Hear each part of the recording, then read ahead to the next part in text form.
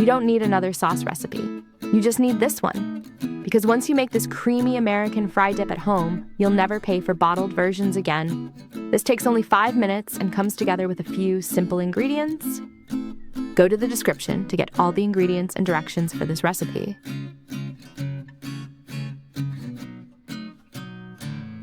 Start with half a cup of mayonnaise.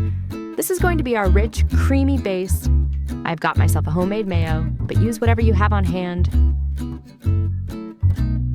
Then add 2 tablespoons of ketchup for that classic American sweetness.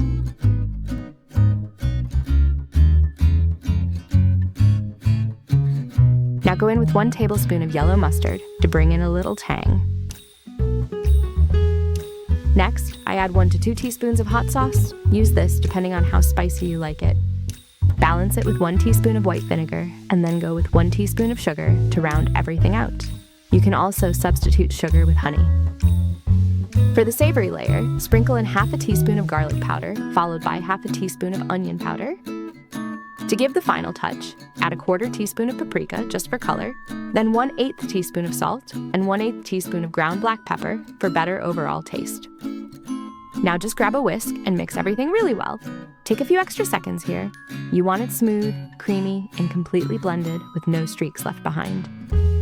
And hey, just a quick pause. If you love easy sauces like this, hit that like button, share it with your fries-loving friend, and don't forget to subscribe so you don't miss the next one. Click that little bell icon as well. There's more coming. So yeah, that's it. This makes about 3/4 of a cup of creamy fry dip. Perfect for fries, burgers, sandwiches, or honestly, anything you feel like dipping. Just pop it into the fridge for about 20 to 30 minutes before serving for the best flavor. If you try this, drop a comment and tell me what you dipped first. And I'll catch you very soon with another recipe you're going to love.